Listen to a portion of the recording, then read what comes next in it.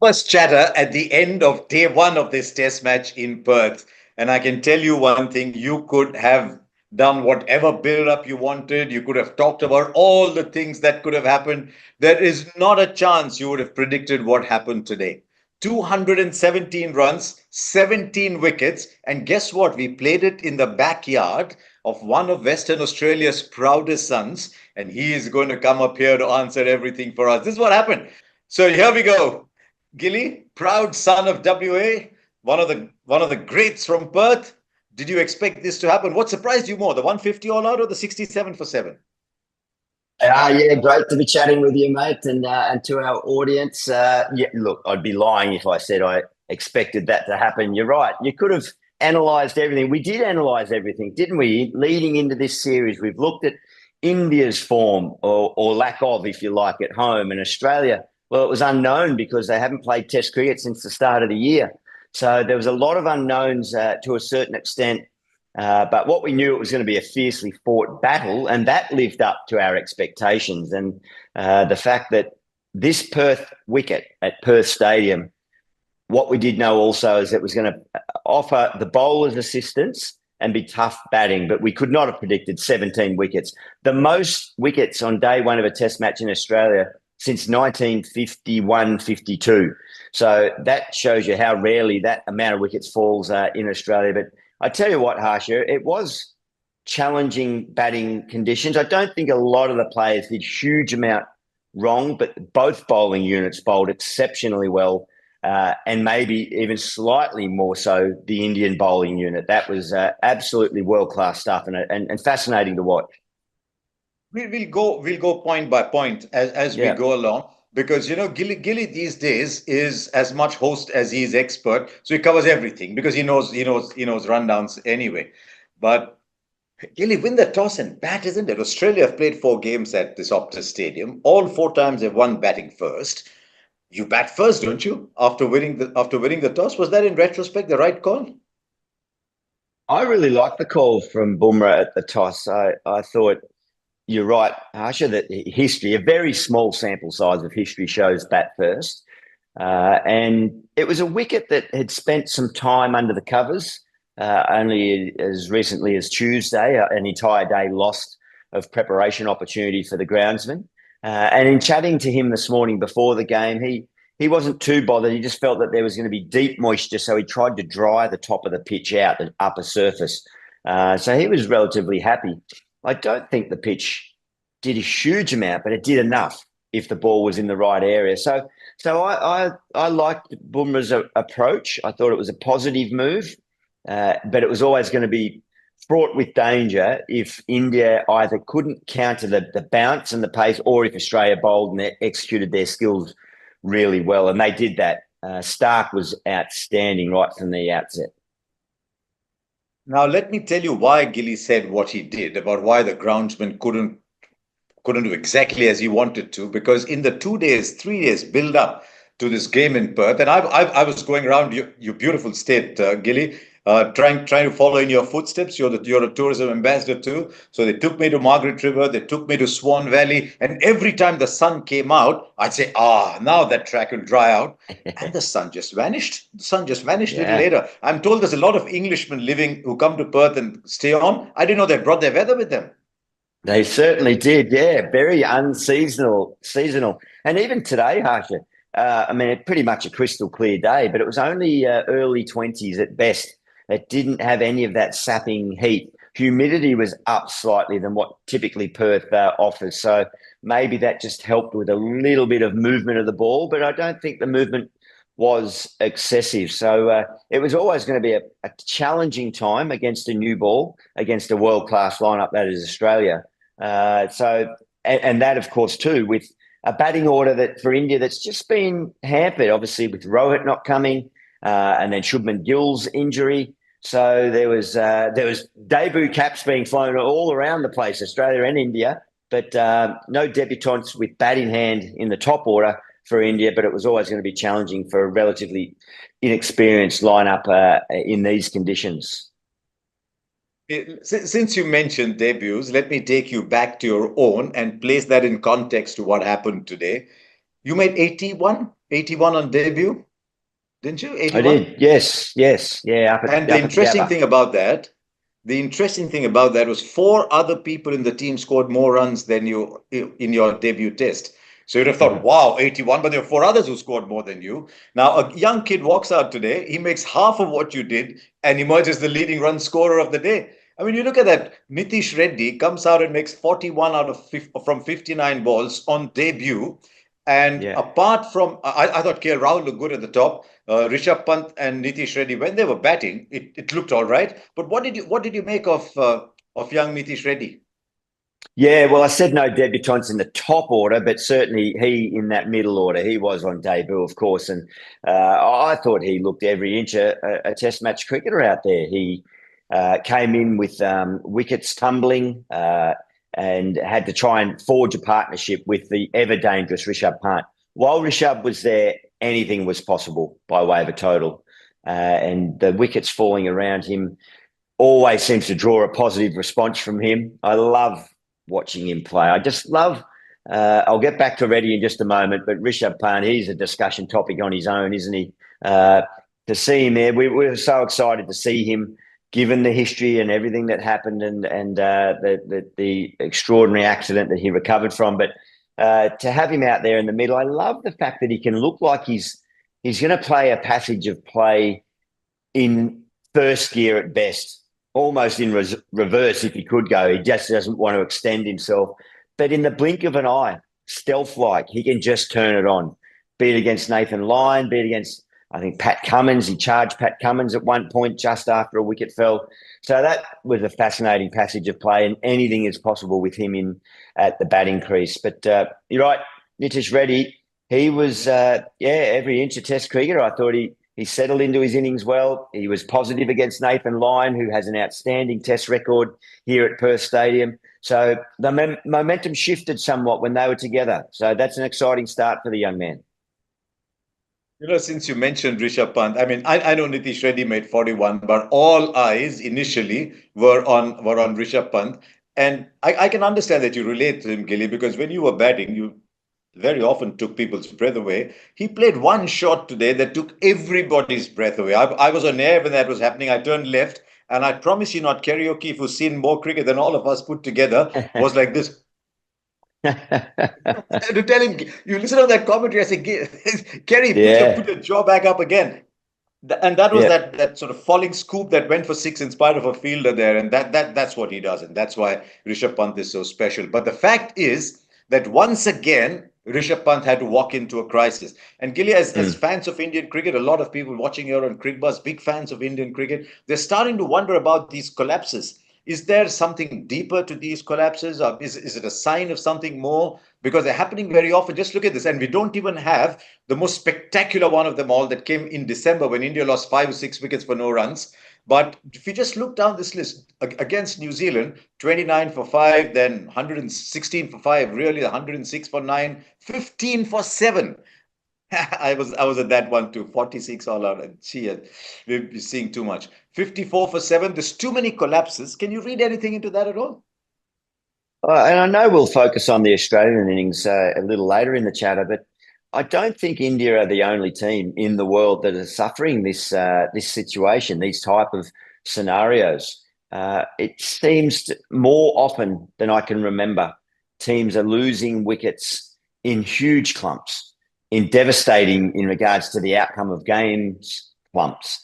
And it's the first signs truly of T20 cricket really starting to take effect of mindsets. I'm not talking about techniques necessarily, but the mindset of a player and the ability to really dig in and try and last a long period, an enduring period that when they're under siege, the adversity and come out the other side.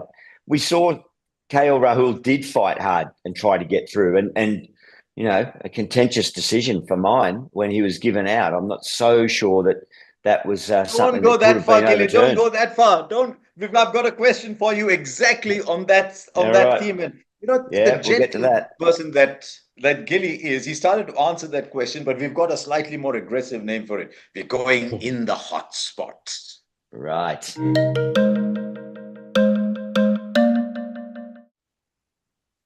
It's an interesting one, though. There was a spike. Could you tell for certain the spike came off the bat? Could you tell for certain that the spike came off the inside edge onto the on the inside half of the bat onto the pad? Irrespective of it all, did you think Richard Illingworth had enough to overrule the on-field umpire? Not from what I saw. I was on air at the time, and I wasn't convinced that the angles. And I think we've all got to understand that. I mean, yes, we've got great technology, but we have humans operating the technology, be it cameras, be it down in the truck, audio, whatever it may be. And we do have to understand that occasionally, not saying there's human error in this, but certain angles might get missed on certain deliveries. So you might not have the full suite of cameras for a director to say to a third umpire, here, I've got every angle covered here that's going to be conclusive. And that's the other word, isn't it? We always think that it needs to be conclusive to certainly make a decision, even more so to overrule a decision. I'm not 100% sure that I saw enough evidence that we knew for certain that that ball had been edged. The other thing that happens is you get a replay. It's the job of the producer, the job of the director to keep throwing up replays, and that's how the system works. So he puts out one replay, puts out a second replay, puts out a third replay. At one point, the third umpire says, I've made my decision. Now, the moment the third umpire says, I have made my decision, then the director cannot offer any more, because that would amount to influencing the third umpire. So you cannot say, excuse me, but I've actually got two more angles. No, because the moment the third umpire says, I've made up my mind, that is it. So it's up to the third umpire to say, do you have any more angles? Is there something else you can show me? At which point the producer or the director says, okay, here's two more. Or if he's not said, I've made up my mind, we keep showing angles to him. But in this case, Richard Illingworth was a celebrated umpire. I mean, let's not rub him down. He's had a wonderful career as an umpire, but he said, "I've made my decision." At which point, everybody's hands are tied. So it was very, very contentious, and I agree, because there might have been edge, there might not have been an edge, but you need to have conclusive evidence to overrule. So that was that was hotspot. But let's not allow that to take away from some And great Harsha, performances. Sorry, yeah. yeah, sorry to cut you off there. Just before we finish on that point, a lot of people asking where was hotspot, and I think this lends the discussion again back to, I feel, and many do feel, the ICC need to take control of these sort of decision-making opportunities around series. There needs to be a suite of products, technology, options that the ICC fund for every single series, so there is consistency across the board. So if it's not including hotspot, there's a cost to have that technology. At the moment, it is on the broadcaster to carry that cost. At the moment, for this series, the host broadcaster has chosen not to have it. I feel that ICC, they should be funding this. And if it doesn't include hotspot, that's fine, but it's across the board, consistency across the cricketing landscape, across the world. So that's where questions came up. Maybe a hotspot might have been provided that conclusive evidence. Maybe it mightn't have. But yeah, that's my, I guess, end of discussion on that one. You're right. Yeah, and you're right, because hotspot is expensive all along. All the tools that the third umpire has come at the expense of the broadcaster. Now, hotspot is expensive. Hotspot doesn't travel very well. It's classified as defense technology, so you need to get clearances. There's a lot of issues associated with hotspot. So it is what it is. So let's come back to the cricket, though. At 150 all out, a lot of us, I feel too, that it wasn't enough. I mean, most days you bat first, 150 shouldn't be enough. But there's something interesting about this Australian bowling attack, Gilly. We talk a lot about Mitch Starc. We talk a lot about Nathan Lyon, and with good reason. They're great bowlers. We talk a lot about Pat Cummins.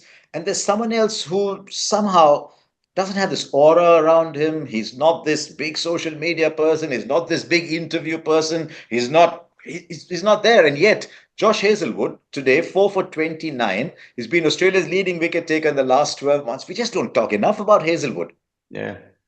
Yeah, look, so many people liken him to Glenn McGrath, and I get that in the style of bowler, that, monotonous line and length, just comes in and just continually hitting the same spot like McGrath did. But I liken him more to Jason Gillespie in regards to the point you make, that no one puts him up in the headlights. No one puts him up there like a Glenn McGrath or Shane Warne or Brett Lee, who was, he is Bollywood. I was going to say Hollywood there for a moment, but we know he's Bollywood.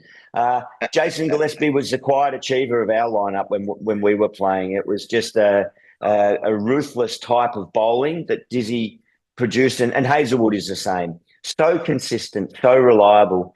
And it was interesting talking to David Warner off air today. He said that Hazelwood, if anything, in his opening spell was just a fraction short. That's what he thought. And he says that tends to be the natural way Hazelwood goes in his first spell of a test match, particularly on day one. But what it does, it gets him some nice rhythm. He beats the bat a bit. It looks really good. And it allows his mindset as the bowler to get into the game. And Warner said, you watch his second spell, his third spell. He'll come back and he'll have made the adjustment of length. He'll start catching the outside edge, you watch. And, of course, he went and did it. So quality stuff from him. You're right. There's nothing Hollywood or Bollywood or anything about Josh Hazelwood other than being an absolutely brilliant bowler. And we saw another absolutely brilliant bowler. If India had to do anything with 150, then they needed the captain for this game to come to the party. It's interesting that in our cricket vocabulary, we talk about a captain's innings, don't we, Gilly? We always talk about, oh, what a captain's innings this was. Can we talk about a captain's spell? Because there was a time, yes, Harshit Rana bowled well, Siraj came back to form, but there was a time where Bumrah looked like he's going to take a wicket with every ball. Yeah, we felt like he did there at one point, but no, you're right. That was a captain's spell. It was leading from the front. All the cliches you hear, but they mean so much. We say cliches often because they are real and they're true. And that's exactly what it was from Jasprit Bumrah. He decided to go out there and set the tone. He led the team along with him, even with a catch dropped by Virat Kohli. Bumrah's reaction was extraordinary, a little smile, like a frustrated, oh, well, I'll just have another go here. And the team rallied around him. But it just looks frightening to face. There's no let-up. There's no discernible changes in action or style or technique. As a batter, I just can't imagine what it's like facing him. And, that was brilliant. And then to not just the opening spell of 3 wickets, but there was a late passage where Pat Cummins was at the non-strikers end on the last ball of an over. The ball was pushed, I think, by Carey down the ground. Bumrah was at mid-on, dived and saved a single. It would have got Carey on strike. Bumrah brings himself back on from the members' end, and within 4 balls, he's got Pat Cummins' wicket. So inspirational stuff from the leader. Absolutely. He's always been regarded the leader of the attack, but secretly, he always wanted to be captain. He's a thinking man. You hardly ever, you have to go a long way back to remember the last time 2 fast bowlers led their teams into an international encounter, into a test match. And these are 2 of the best bowlers in the world. I mean, you look at figures for Bumrah and the figures for Pat Cummins across a career, they're very similar. But Bumrah's just gone on a notch. If you look at people who've taken up over 150 test wickets, in history, he's up at number 2. He's taking wickets at just 20 point something, which is ridiculous. And in these conditions, he might continue to do that. So there you are, 17 wickets in one day. But Gilly, as you'd imagine, every time that happens, there are questions that are asked. What is happening to the game? Is this right? We've got a question for you on Ask Cricbuzz. Surabhi says, if 13 wickets fell to spin inside 60 overs, people would call it a poor pitch. Should the bar be the same if it fell to pace? I've got a thought on that, but I'll hear yours first. Yeah, very interesting question. You're right. And I understand the sentiment of that question. I don't feel today was a poor pitch at all. I thought we saw some high-class, world-class fast bowling from both sides and some batting that a lot of players didn't do a great deal wrong.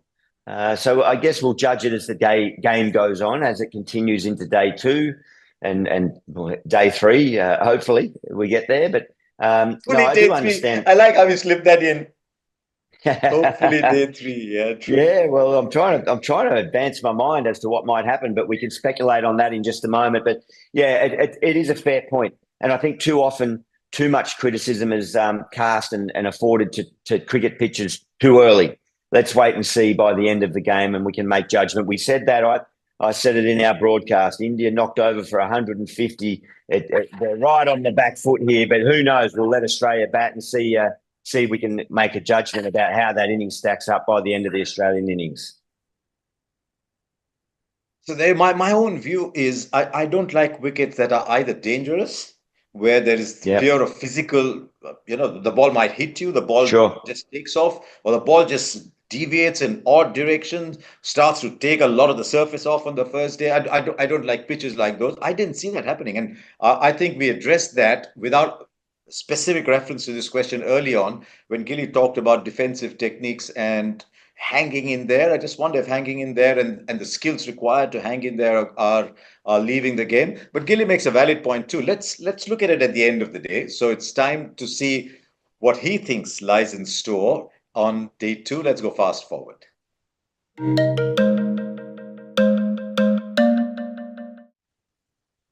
There's a theory that tracks in Perth, especially the old Wacker, but maybe even this one too, same soil, that they start to quicken up sometimes over day 2 and day 3. Is that a valid thing, and is that likely to happen here? Yeah, potentially. Happened? Well, I think it got quicker as the day went along. There's no doubt about that. Maybe the day of sunshine on it just baked it up that fraction more. So the firmer it gets, that's going to make it go through a little bit quicker. There weren't a lot of indentations in the pitch when I was out there at the innings break. So that shows you that it wasn't too soft early, but certainly firmed up and certainly quickened up. So that'll make for an interesting first session on day 2. What also was noticeable, Harsha, was the condition of the ball. It's I didn't even see exactly how many overs, but around 30 overs old, that ball. And it didn't only have the writing still on it, the gold writing, it looked like it had the lacquer on it. It looked in mint condition. So not going to get any easier for the Australians in the morning. And then when India have to come out and bat, I would expect it's going to be challenging again. So, yeah, it's intriguing. It's delicately placed. Can't wait for day 2. No, just 27 overs. You make a very valid point. So let's take a look before we finish at what happened today, because so much happened today. 150 is all that India made. Who knows? Nitish Reddy's 41 might well be the highest score. But Australia's best batter today, on the evidence of what we saw, was Alex Carey, and he's still in there, not out 19, coming in with extraordinary form in Shield cricket behind him. But Bumrah will be fresh tomorrow. There's only 3 wickets to be taken. He doesn't have to worry about his workload. He's only bowled 10 overs. Australia trail by 83, and a fascinating second day's play lies ahead, at the end of which, of course, Adam Gilchrist, local boy from Perth, will be with us while we try and unravel what's likely to happen. Thank you very much, Gilly, for joining us. A pleasure. Great to be back on the part of the team. Yes.